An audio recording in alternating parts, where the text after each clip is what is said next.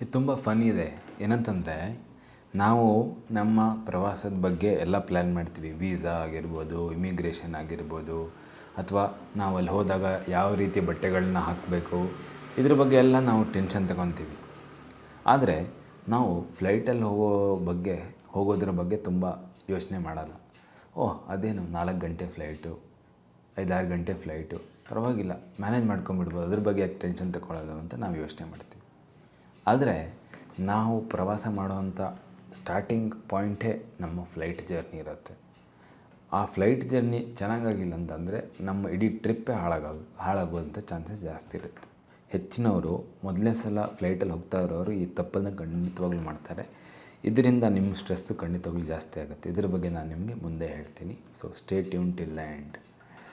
ಮೊದಲನೇ ಮಿಸ್ಟೇಕು ತುಂಬ ಜನ ಮಾಡೋರು, ಮತ್ತು ಮೊದಲನೇ ಸಲ ಮಾತ್ರ ಅಲ್ಲ, ತುಂಬ ಸಲ ಟ್ರಾವೆಲ್ ಮಾಡಿದವರು ನನಗೆ ಇವಾಗಲೂ ಪ್ರಶ್ನೆ ಕೇಳ್ತಾರೆ. ಹಿಂದಿನ ವೀಡಿಯೋಗಳಲ್ಲಿ ನೀವು ನೋಡ್ಬೋದು, ಕಮೆಂಟ್ಸಲ್ಲಿ ಕೇಳ್ತಾರೆ, ಸರ್ ನಾನು ಚಿನ್ನನ ಎಲ್ಲಿ ಇಡಬೇಕು ಸರ್, ಬೆಳ್ಳಿ ಪಾತ್ರೆಗಳನ್ನಿದೆ ಅದನ್ನ ಎಲ್ಲಿ ಇಟ್ಕೊಬೇಕು ಅಂತ, ಯಾವ ಬ್ಯಾಗಲ್ಲಿ ಹಾಕ್ಕೊಬೇಕು ಅಂತ ಕೇಳ್ತಾರೆ. ಫ್ಲೈಟಲ್ಲಿ ಚೆಕ್ ಇನ್ನು ಮತ್ತು ಕ್ಯಾರಿ ಆನು 2 ರೀತಿಯ ಬ್ಯಾಗ್ಗಳಿದ್ದಾವೆ. ಚೆಕ್ ಇನ್ ಅಂತ ಹೇಳಿದ್ರೆ ನೀವು ಬ್ಯಾಗನ್ನು ಅಲ್ಲಿ ಚೆಕ್ ಇನ್ ಕೌಂಟರಲ್ಲಿ ಬ್ಯಾಗನ್ನು ಕೊಡ್ತೀರಾ, ಮತ್ತು ನೀವು ಏರ್ಪೋರ್ಟ್ ನೆಕ್ಸ್ಟ್ ನಿಮ್ಮ ಡೆಸ್ಟಿನೇಷನ್ ಎಲ್ಲಿ ರೀಚ್ ಆಗ್ತೀರೋ ಅಲ್ಲಿ ಬಂದು ನೀವು ಆ ಏರ್ಪೋರ್ಟಲ್ಲಿ ಕಲೆಕ್ಟ್ ಮಾಡ್ತೀರಾ. ಕ್ಯಾರಿ ಆನು ನಿಮ್ಮ ಜೊತೆನೇ ಇರುತ್ತೆ.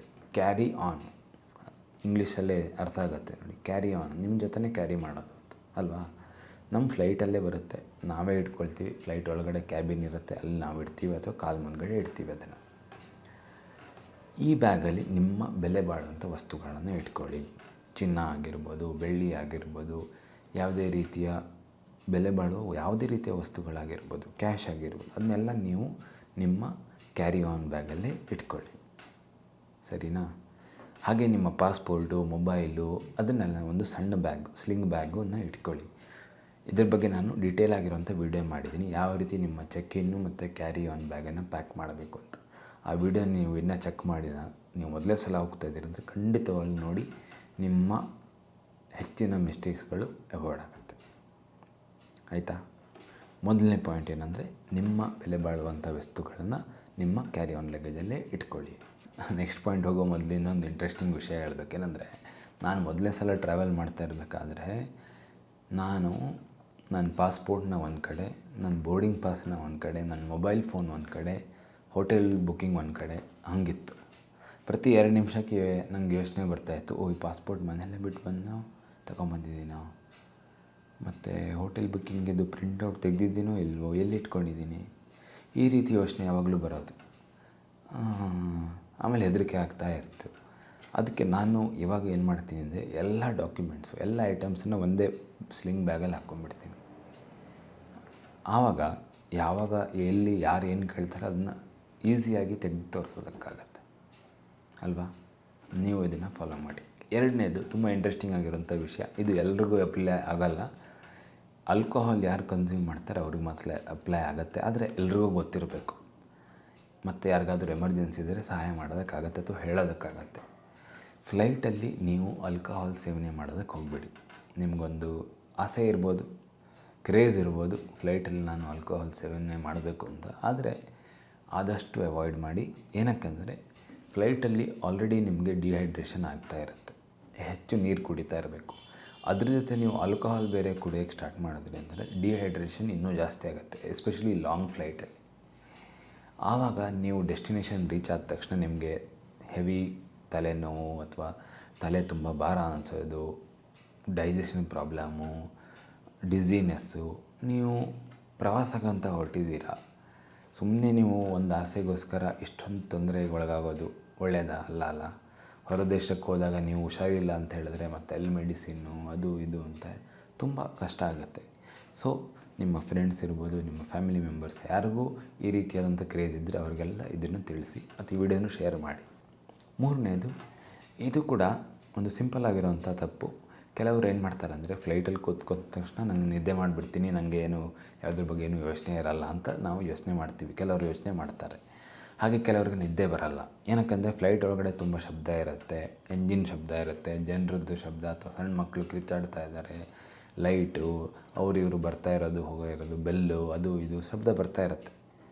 ಆವಾಗ ಆ ರೀತಿ ಪರಿಸ್ಥಿತಿಯಲ್ಲಿ ನಿದ್ದೆ ಮಾಡೋದು ತುಂಬ ಕಷ್ಟ. ಸೀಟು ಏನು ತುಂಬ ಕಂಫರ್ಟೇಬಲ್ ಆಗಿರಲ್ಲ, ತುಂಬ ವರ್ಕೊಂಡೆಲ್ಲ ಮಲಗೋಕ್ಕೆಲ್ಲ ಆಗಲ್ಲ. ತುಂಬ ಉದ್ದ ಇದ್ದೀರಂತಂದರೆ ನಿಮಗೆ ಬರೀ ಕಾಲು ಹಿಂದೆ ಮುಂದೆ ಮಾಡೋದಕ್ಕೆ ಕಷ್ಟ ಆಗುತ್ತೆ. ಆ ರೀತಿಯ ಸಂದರ್ಭದಲ್ಲಿ ನೀವು ನಿದ್ದೆ ಮಾಡೋದಕ್ಕೆ ಫೋರ್ಸ್ ಮಾಡಬೇಕಂತಿಲ್ಲ. ನಾನು ಆಲ್ಕೋಹಾಲ್ ಸೇವನೆ ಮಾಡ್ತೀನಿ ಅಥವಾ ನಿದ್ದೆ ಮಾತ್ರೆ ತಗೊಂಡು ನಿದ್ದೆ ಮಾಡ್ತೀನಿ, ಆ ರೀತಿ ಎಲ್ಲ ಮಾಡೋದಕ್ಕೆ ಹೋಗ್ಬಿಡಿ. ನೀವು ಡೆಸ್ಟಿನೇಷನ್ ರೀಚ್ ಆದ ತಕ್ಷಣ ಹೋಟೆಲ್ಗೆ ಹೋಗಿ ಅಥವಾ ರೂಮ್ಗೆ ಹೋಗಿ ಆರಾಮಾಗಿ ನಿದ್ದೆ ಮಾಡ್ಕೊಳ್ಳಿ. ಇದೊಂದು ಸಿಂಪಲ್ ಆಗಿರುವಂಥ ಮಿಸ್ಟೇಕು ಹೆಚ್ಚಿನವ್ರು ಮಾಡ್ತಾರೆ. ನೆಕ್ಸ್ಟ್ ಪಾಯಿಂಟ್ ಏನಂತಂದರೆ, ಏರ್ಪೋರ್ಟಲ್ಲಿ ನೀವು ಕಾನ್ಫಿಡೆಂಟಾಗಿ ಇರಿ, ಆದರೆ ಒಂದು ವಿಷಯ ನೆನ್ಪಿಟ್ಕೊಳ್ಳಿ. ಕಾನ್ಫಿಡೆನ್ಸ್ ಅಂತ ಹೇಳಿದ್ರೆ ನಾವು ಎಲ್ಲ ಗೊತ್ತಿದೆ ಅಂತ ತೋರಿಸೋದಂತಲ್ಲ. ಏರ್ಪೋರ್ಟಲ್ಲಿ ಬರೋರು ಎಲ್ಲರಿಗೂ ಎಲ್ಲ ಗೊತ್ತಿರಲ್ಲ. ಅವರು ನಮ್ಮಂಗೆ ಬಂದವರು ತುಂಬ ಜನ ಇರ್ತಾರೆ. ನಮಗೆ ಮೊದಲೇ ಸಲ ಹೋದಾಗ ಅನಿಸ್ಬೋದು, ಇವ್ರಿಗೆಲ್ಲ ಗೊತ್ತಿದಲ್ಲಪ್ಪ, ಹಿಂಗೆ ಲೈನಲ್ಲಿ ಹೋಗ್ತಾ ಇದ್ದಾರೆ, ಅವರೆಲ್ಲ ಹೋಗ್ತಾ ಇದ್ದಾರೆ, ಬೇಗ ಹೋಗ್ತಾ ಇದ್ದಾರೆ, ನಾವೇ ಅಲ್ಲಿ ಇಲ್ಲಿ ನೋಡ್ತಾ ಇದ್ದೀವಿ, ಹಾಗೆಲ್ಲ ಅನಿಸ್ಬೋದು. ಆದರೆ ನಮ್ಮಂಗೆ ಬಂದವರು ತುಂಬ ಜನ ಇರ್ತಾರೆ. ಮತ್ತು ಏರ್ಪೋರ್ಟಲ್ಲೂ ನಮಗೆ ಸಹಾಯ ಮಾಡೋದಕ್ಕೆ ತುಂಬ ಜನ ಇರ್ತಾರೆ. ಅವ್ರಿಗೋಗಿ ನೀವು ಕೇಳ್ಬೋದು, ಅವರು ನಿಮಗೆ ಸಹಾಯ ಮಾಡ್ತಾರೆ. ಇಲ್ಲ ಕೆಲವೊಂದು ಸಲ ಅವರೇ ಬಂದು ಸಹಾಯನೂ ಮಾಡ್ತಾರೆ. ಇವ್ರಿಗೇನೋ ಗೊತ್ತಾಗ್ತಾಯಿಲ್ಲ, ಎಲ್ಲಿಗೆ ಹೋಗ್ಬೇಕಪ್ಪ, ಎಲ್ಲಿ ನಿಮ್ಮ ಚೆಕ್ ಇನ್ ಆಯಿತಾ, ಬೋರ್ಡಿಂಗ್ ಪಾಸ್ ಸಿಗ್ತಾ, ಸೆಕ್ಯೂರಿಟಿ ಆಯಿತಾ ಎಲ್ಲ ಕೇಳ್ತಾರೆ. ನೆಕ್ಸ್ಟ್ ಸ್ಟೆಪ್ ಎಲ್ಲಿಗೆ ಹೋಗಬೇಕು ಅಂತಲೂ ಅವ್ರು ಹೇಳ್ತಾರೆ. ಸೊ ಈ ರೀತಿಯಾಗಿ ನೀವು ಸಹಾಯನ ಪಡ್ಕೊಳ್ಬೋದು. Next point, especially south Indians ಈ ತಪ್ಪನ್ನು ಮಾಡ್ತಾರೆ. ಏನಂತಂದರೆ, ನಾವು ಫ್ಲೈಟಲ್ಲಿ ಹತ್ತ ತಕ್ಷಣ ನಮ್ಮ ಶೂವನ್ನು ತೆಗೆದು ಕೂತ್ಕೊಂಡ್ಬಿಡ್ತೀವಿ ಅಥವಾ ಚಪ್ಪಲನ್ನು ತೆಗೆದು ಕೂತ್ಕೊಂಡ್ಬಿಡ್ತೀವಿ. ನಮ್ಗೆ ಅಭ್ಯಾಸ. ಆದರೆ ಫ್ಲೈಟಲ್ಲಿ ಈ ಅಭ್ಯಾಸನ ಖಂಡಿತವಾಗ್ಲೂ ಕಂಟಿನ್ಯೂ ಮಾಡಬೇಡಿ. ಒಂದು, ಫ್ಲೈಟ್ ತುಂಬ ಕ್ಲೀನಾಗಿರೋಂಥ ಪ್ಲೇಸ್ ಅಲ್ಲ, ಬರೀ ಕಾಲಲ್ಲಿ ನಡೆಯೋಕ್ಕೆ ಹೋಗಲೇಬೇಡಿ.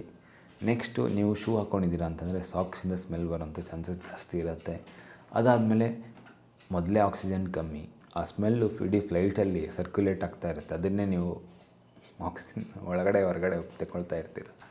ಈ ರೀತಿಯ ತಪ್ಪನ್ನು ಮಾಡೋಕ್ಕೆ ಹೋಗ್ಬೇಡಿ. ಇದು ನಮಗೂ ಇನ್ಕನ್ವೀನಿಯೆಂಟು, ಉಳಿದವ್ರಿಗೂ, ಪಕ್ಕದಲ್ಲಿ ಕೂತ್ಕೊಂಡವ್ರಿಗೂ, ಫ್ಲೈಟಲ್ಲಿ ಕೂತ್ಕೊಂಡವರು ಎಲ್ಲರಿಗೂ ಇನ್ಕನ್ವೀನಿಯೆಂಟ್ ಆಗುತ್ತೆ. ಸೊ ಈ ತಪ್ಪನ್ನು ಮಾಡೋಕ್ಕೆ ಹೋಗಿ. ನೆಕ್ಸ್ಟ್ ಪಾಯಿಂಟು, ಹಿಂದಿನ ಪಾಯಿಂಟ್ಗೆ ರಿಲೇಟೆಡ್ ಏನಂತಂದರೆ, planes are not very clean. ಫ್ಲೈಟಲ್ಲಿ ತುಂಬ ಕ್ಲೀನಾಗಿರಲ್ಲ. ಏನಕ್ಕಂದರೆ ಪ್ರತಿಯೊಂದು ಫ್ಲೈಟಿಂದ ನೆಕ್ಸ್ಟ್ ಫ್ಲೈಟಿಗೆ ತುಂಬ ಟೈಮ್ ಇಲ್ಲ. ಇವಾಗ ಪ್ರತಿದಿನ 1000ಗಟ್ಟಲೆ ಜನ, ಲಕ್ಷಗಟ್ಟಲೆ ಜನ ಫ್ಲೈಟಲ್ಲಿ ಟ್ರಾವೆಲ್ ಮಾಡ್ತಾಯಿದ್ದಾರೆ. ಒಂದು ಫ್ಲೈಟಿಂದ ಇನ್ನೊಂದು ಫ್ಲೈಟಿಗೆ 20 ನಿಮಿಷ 25 ನಿಮಿಷ ಟೈಮ್ ಇರುತ್ತೆ. ಆವಾಗ ಅವರು ಡೀಪ್ ಕ್ಲೀನಿಂಗ್ ಎಲ್ಲ ಮಾಡಲ್ಲ, ಬರೀ ಕಸ ಎತ್ಕೊಂಡು ಹೋಗ್ತಾರೆ ಅಷ್ಟೇ. ಕೆಲವೊಂದು ಸಲ ತಾಯಂದಿರು ಟ್ರೇ ಟೇಬಲಲ್ಲೇ ತಮ್ಮ ಮಕ್ಕಳ ಡೈಪರನ್ನು ಕೂಡ ಚೇಂಜ್ ಮಾಡ್ತಾರೆ, ನಾವು ನೋಡಿದ್ದೀನಿ. ಸೊ ನೀವು ಹೋದ ತಕ್ಷಣ ನಿಮ್ಮ ಟ್ರೇ ಟೇಬಲ್ಸನ್ನು, ಸೀಟ್ ಬೆಲ್ಟ್ಸ್ಗಳನ್ನು, ಸೀಟ್ ಆಮ್ರೆಸ್ಟು ಅದನ್ನೆಲ್ಲ ಒಂದು ಸಲ ಕ್ಲೀನ್ ಮಾಡಿ.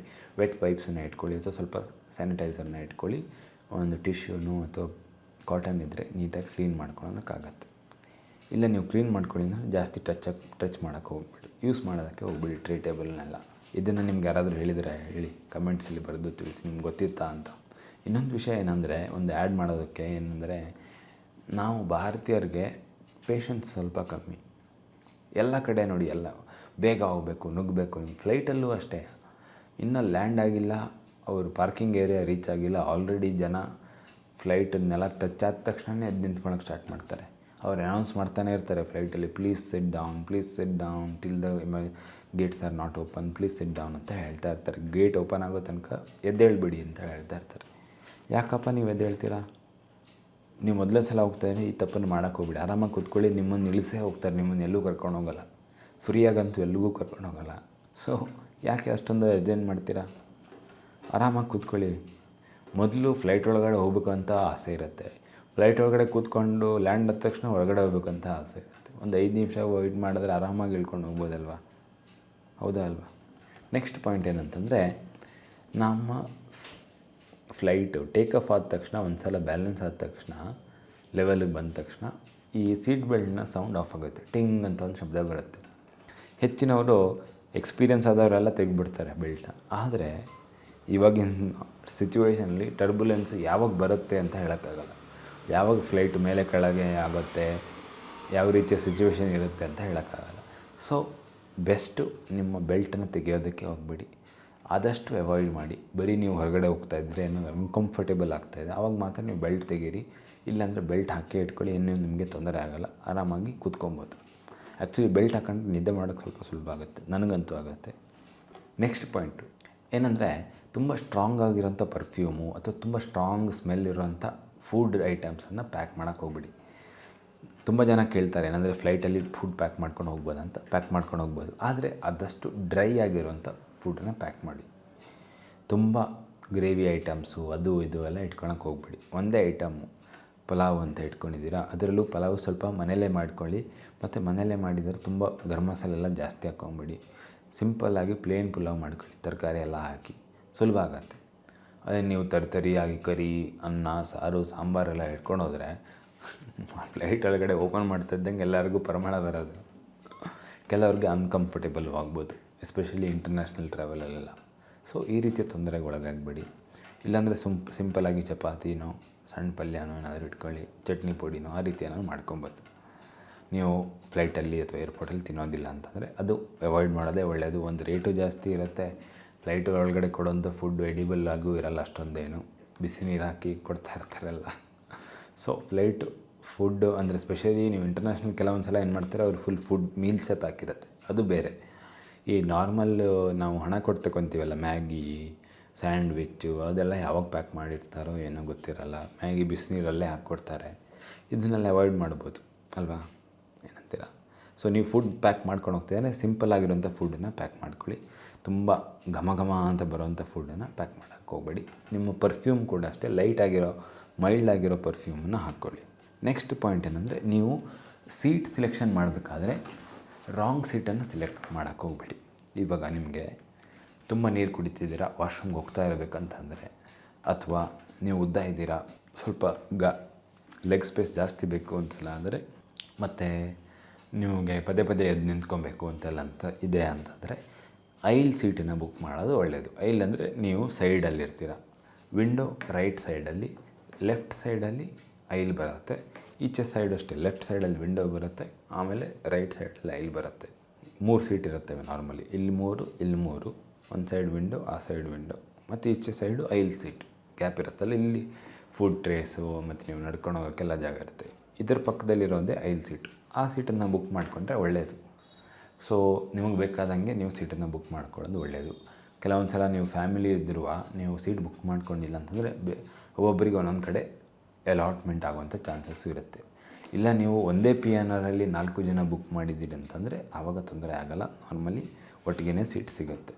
ಹಾಗೆ ನೀವು ಏರ್ಪೋರ್ಟಲ್ಲಿ ಬೇಗ ರೀಚ್ ಆಗಿದ್ದೀರಾ ಅಂತಂದರೂ ಅಲ್ಲಿ ನೀವು ರಿಕ್ವೆಸ್ಟ್ ಮಾಡ್ಕೊಬೋದು, ನಮಗೆ ಒಟ್ಟಿಗೆ ಸೀಟ್ ಸಿಗ್ಬೋದಾ, ಅಥವಾ ವಿಂಡೋ ಸೀಟ್ ಬೇಕಂತಂದರೆ ವಿಂಡೋ ಸೀಟು, ಐಲ್ ಸೀಟ್ ಬೇಕಂದರೆ ಐಲ್ ಸೀಟು, ಅದನ್ನು ನೀವು ರಿಕ್ವೆಸ್ಟ್ ಮಾಡ್ಬೋದು. ಸೊ ರಾಂಗ್ ಸೀಟನ್ನು ಸಿಲೆಕ್ಟ್ ಮಾಡಬೇಡಿ. ಮತ್ತು ನೀವು ವಿಂಡೋ ಹತ್ರ ಕೂತ್ಕೊಂಡು ಪ್ರತಿ ಸಲ ವಾಶ್ರೂಮ್ಗೆ ಹೋಗ್ತಿದ್ದೀರ, ಇಬ್ಬರನ್ನ ಎಬ್ಬಿಸ್ಬೇಕು ನೋಡಿ, ಎಷ್ಟು ತೊಂದರೆ ಅಲ್ವಾ, ಯೋಚನೆ ಮಾಡಿ. ಅದಕ್ಕೆ ಹೇಳೋದು, ಸರಿಯಾದ ಸೀಟನ್ನು ನೀವು ಸಿಲೆಕ್ಟ್ ಮಾಡ್ಕೊಳ್ಳಿ ಅಂತ. ನಿಮ್ಮ ಮೆಡಿಸಿನ್ನು ಮತ್ತು ಎಸೆನ್ಷಿಯಲ್ಸ್, ಇಂಪಾರ್ಟೆಂಟ್ ಐಟಮ್ಸ್, ನೀವು ಪ್ರತಿದಿನ ತಗೊಳ್ಳೋಂಥ ಮೆಡಿಸಿನ್ ಇರ್ಬೋದು, ಎಮರ್ಜೆನ್ಸಿಗೆ ತಗೊಳ್ಳೋಂಥ ಮೆಡಿಸಿನ್, ಅದನ್ನೆಲ್ಲ ನೀವು ಕ್ಯಾರಿಯಾನಲ್ಲಿ ಇಟ್ಕೊಳ್ಳಿ. ಕೆಲವೊಂದು ಸಲ ಏನಾಗುತ್ತೆ, ನಿಮ್ಮ ಲಗೇಜು ಮಿಸ್ ಆಗೋಂಥ ಚಾನ್ಸಸ್ ಇರ್ಬೋದು. ಆವಾಗ ಮಿಸ್ ಆಯಿತು ಅಂದರೆ ನಿಮ್ಮ ಮೆಡಿಸಿನ್ನು ಮಿಸ್ ಆಗಿಬಿಡುತ್ತೆ. ಆ ಮೆಡಿಸಿನ್ನು ನೀವು ಕ್ಯಾರಿಯಾನು ಅಥವಾ ನಿಮ್ಮ ಸ್ಲಿಂಗ್ ಬ್ಯಾಗಲ್ಲಿ ಇಟ್ಕೊಂಡ್ರೆ ಒಳ್ಳೆಯದು. ಬೇಕಾದಾಗ ನೀವು ಮೆಡಿಸಿನ್ ತೊಗೊಬೋದು. ಎಲ್ಲಾದರೂ ನಿಮ್ಮ ಸೂಟ್ ಕೇಸ್ ಮಿಸ್ ಆಯಿತು ಅಂದರೆ ನಿಮ್ಮ ಮೆಡಿಸಿನ್ ನಿಮ್ಮ ಹತ್ರ ಇರುತ್ತೆ. ಈ ನಿಮ್ಮ ಮೊದಲನೇ ಫ್ಲೈಟ್ ಜರ್ನಿ, ನೀವು ಯಾವ ರೀತಿ ಜೀವನದ ಬಗ್ಗೆ ಯೋಚನೆ ಮಾಡ್ತಿದ್ದೀರಾ, ವಿಶ್ವದ ಬಗ್ಗೆ ಯೋಚನೆ ಮಾಡ್ತಿದ್ದೀರಾ, ವರ್ಲ್ಡ್ ಬಗ್ಗೆ ಯೋಚನೆ ಮಾಡ್ತಿದ್ದೀರಾ, ಅದರ ಒಂದು ವ್ಯೂ ಪಾಯಿಂಟ್ ಏನಿದೆ ಅದನ್ನೇ ಫುಲ್ ಬದಲಾಗಿಸೋಂಥ ಚಾನ್ಸಸ್ ಜಾಸ್ತಿ ಇರುತ್ತೆ. ಸೊ ನಿಮ್ಮ ಫಸ್ಟ್ ಫ್ಲೈಟ್ ಜರ್ನಿ ಅಥವಾ ಫಸ್ಟ್ ಇಂಟರ್ನ್ಯಾಷನಲ್ ಟ್ರಿಪ್ಪನ್ನು ಖಂಡಿತವಾಗ್ಲೂ ಎಂಜಾಯ್ ಮಾಡಿ, ತುಂಬ ಸುಂದರವಾಗಿರುತ್ತೆ. ಈ ಪಾಯಿಂಟ್ಸ್ನೆಲ್ಲ ಫಾಲೋ ಮಾಡಿ, ಇದನ್ನು 1 ಸಲನೋ 2 ಸಲನೋ ಬೇಕಾದರೆ ನೋಡ್ಕೊಳ್ಳಿ, ಬರ್ಕೊಳ್ಳಿ, ಚೆಕ್ ಲಿಸ್ಟ್ ಮಾಡಿ, ಮತ್ತು ಅದನ್ನು ಫಾಲೋ ಮಾಡಿ. ಆವಾಗ ನಿಮ್ಮ ಫ್ಲೈಟು ಖಂಡಿತವಾಗ್ಲೂ ಸುಲಭವಾಗಿರುತ್ತೆ. ಮತ್ತು ನಿಮಗೆ ಯಾವುದೇ ರೀತಿಯ ಭಯ ಇರಲ್ಲ. ಮೊದಲನೇ ಸಲ ಫ್ಲೈಟಲ್ಲಿ ಹೋಗ್ತಾ ಇದ್ದೀರಿ ಅಂತಂದರೆ, ನಿಮ್ಮ ಫ್ರೆಂಡ್ಸ್ ಜೊತೆ ಎಲ್ಲ ಹೋಗ್ತಾ ಇದ್ದೀರಿ ಅಂತಂದರೆ ಎಲ್ಲರಿಗೂ ಈ ವಿಡಿಯೋನ ತೋರಿಸಿ. ಅವ್ರನ್ನೆಲ್ಲ ನೋಡಿದಾಗ ಎಲ್ರಿಗೂ ಗೊತ್ತಿರಬೇಕು. ಒಬ್ಬರಿಗೆ ಎಲ್ಲ ಗೊತ್ತಿದೆ ಎಲ್ಲರಿಗೂ ತಿಳಿಸ್ತೀನಿ ಅಂತಂದ್ರೂ ಅವಾಗ ಕಷ್ಟ ಆಗುತ್ತೆ.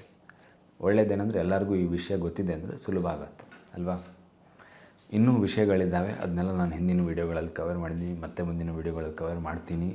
ನಿಮಗೆ ಬೇರೆ ಯಾವ ಟಾಪಿಕ್ಕು, ಬೇರೆ ಯಾವುದ್ರ ಬಗ್ಗೆ ನಾನು ಮಾತಾಡಬೇಕು, ಫ್ಲೈಟಲ್ಲಿ ಪ್ಯಾಕಿಂಗ್ ಬಲ್ಲೋ ಅಥವಾ ಬೇರೆ ಇಮಿಗ್ರೇಷನ್ ಬಗ್ಗೆನೋ, ವೀಸಾ ಬಗ್ಗೆನೋ ಅಂತ ಕಮೆಂಟ್ಸಲ್ಲಿ ಬರೆದು ತಿಳಿಸಿ. ನನ್ನ ಹೆಸರು ಸಾಯಿ ಕೀರ್ತನ್. ನೀವು ಮೊದಲೇ ಸಲ ನನ್ನ ಚಾನಲ್ನ ನೋಡ್ತಾ ಇದ್ದೀರಿ ಅಂತಂದರೆ ಸಬ್ಸ್ಕ್ರೈಬ್ ಮಾಡಿ, ಮತ್ತು ಉಳಿದಿರೋ ವ್ಲಾಗ್ಸನ್ನು ಚೆಕ್ ಮಾಡಿ, ನಿಮ್ಮ ಸ್ನೇಹಿತರ ಜೊತೆ ಶೇರ್ ಮಾಡಿ. ಮತ್ತೆ ಮುಂದಿನ ಸಂಚಿಕೆಯಲ್ಲಿ ಭೇಟಿಯಾಗೋಣ. ನಮಸ್ಕಾರ, ಧನ್ಯವಾದಗಳು, ಶುಭವಾಗಲಿ. ಜೈ ಹಿಂದ್.